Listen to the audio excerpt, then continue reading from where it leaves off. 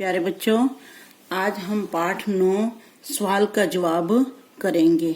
इसकी रीडिंग मैं आपको पहले जूम क्लास में भी समझा चुकी हूँ। आज मैं आपको इसका सार बता रही हूँ वीडियो में। तो यह एक कहानी है और जो ये कहानी है वो विभिन्न प्रकार के बच्चों, चाहे कोई अमीर है या कोई गरीब है, सबका सम्मान करना सिखाती हूँ।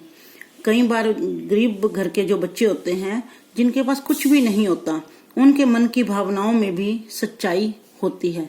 जरूरी नहीं कि गरीब बच्चे देखने में हमेशा गलत हों, वो भी सही हो सकते हैं। तो उनके प्रति हमारा जो व्यवहार है, हमारा जो नजरिया है, जो सम्मान की भावना है, उसे भी इस कहानी में जागृत किया गया है।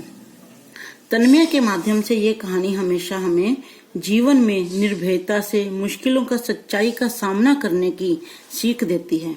अब यहाँ पर लेखक जो है वो अपनी बात कर रहे हैं कि दिवाली का त्योहार आने वाला है और हम सब जानते हैं कि जब दीपावली आने वाली होती है तो हमारे घरों, बाजारों की रौनक जो होती है वो अलग ही तरह की होती है।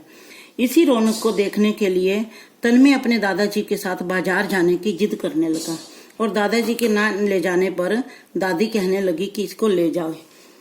तो वे उसे अपने साथ बाजार ले जाते हैं और बाजार में बहुत भीड़ होती है और तन्मय को दादाजी कहते हैं कि वह उसका हाथ नहीं छोड़ेगा। तो तन्मय जो है वो बाजार में जाता है तो दादाजी सामान की लिस्ट देकर एक स्टूल पर बैठ जाते हैं। तो वहां पर तन्मय देखता है कि बाजारों पटाखों की दुकान पर बहुत भीड़ होती है और वह अपने दादाजी का हाथ छुड़वाकर पटाखों की दुकान पर चला जाता है। वहां पर कई बच्चे पटाखे देख रहे होते हैं क्योंकि उनके पास, कई बच्चों के पास तो पैसे बहुत से होते हैं, वो तो अपना सामान बंधवा कर ले जाते हैं। लेकिन कई बच्चे ऐसे होते हैं कि उनके पास सीमित मात्रा में पैसे होते हैं, बहुत ज्यादा नहीं होते, और वो सोच रहे होते हैं कि क्या लें और क्या न लें। दुकानदार भी चिड़चिड़ाहट में होता है, बहुत खीज होता है क्योंकि भीड़ बहुत होती है और बच्चे तंग कर रहे होते हैं। तो वह कई बच्चों को दुकानदार जो पटाखों का मूल्य था वह बहुत ज्यादा बता रहा होता है और न लेने पर उनको डांट भी देता है। बच्चे बेचारे अपनी इच्छाओं को दबाकर दुकानदार की डांट को मजबूरी में सहन कर रहे होते हैं और बहुत से बच्चे बार बार पटाखों को देख रहे होते हैं। कभी वो ये पटाखे देखते हैं, कभी फुलझड़ियां देखते हैं, कभी कुछ देखते हैं, ताकि अपने दोस्तों के साथ इस बात पर चर्चा कर सके। इतने में जो अचानक जो तन्मय है वो, उसको बहुत गुस्सा आ जाता है और वो अपने दादाजी को पुकारता है, दादाजी दादाजी। तो दादाजी एकदम से हैरान हो जाते हैं कि वह इस तरह से क्यों चिल्ला रहा है।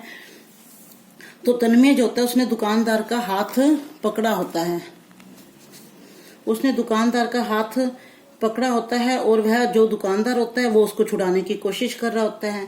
तो तन्मय ने दादाजी को बताया कि इस दुकानदार ने गरीब बच्चों को थप्पड़ मारे हैं और उन्हें चोर भी कहा है, जबकि उन्होंने कोई भी किसी भी तरह की कोई चोरी नहीं की, उन्होंने कोई भी सामान नहीं उठाया। तन्मय गुस्से से चिल्लाया, भी मैं तो इसकी पुलिस को रिपोर्ट करूंगा, यह दुकानदार झूठा है। अब दुकानदार जो होता है वो दादाजी को जानता था और वह और भी ज्यादा घबरा जाता है कि मोहल्ले में इसकी तो बहुत इज्जत है।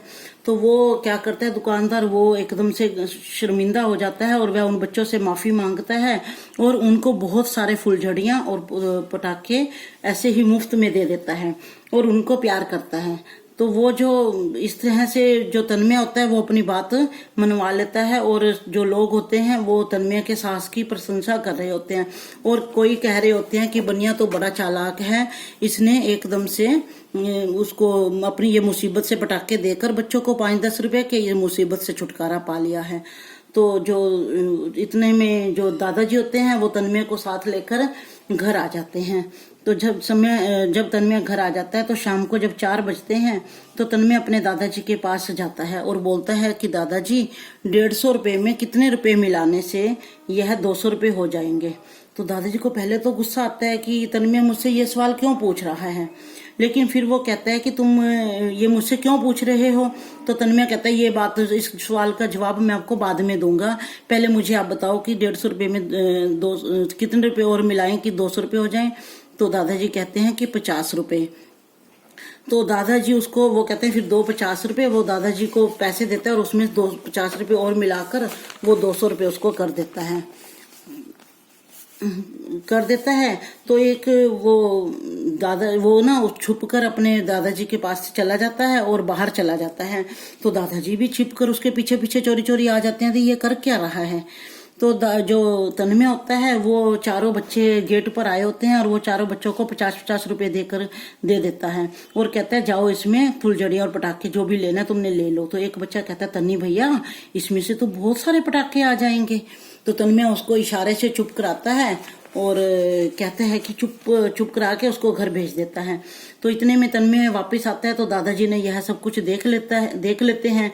तो वो कमरे में आकर देखा तो वो जब वो वापस आ जाते हैं अपने कमरे में और कमरे में आकर देखते हैं कि तन्मय की जो गुल्लक होती है वो टूटी हुई होती है। तो दादाजी को अपने सवाल का जवाब मिल चुका होता है। तो वो जब एकदम से तन्मय आता है और उनके सवाल का जवाब देने लगता है तो वो जो दादाजी हैं उनको अपने सीने से लगा लेते हैं।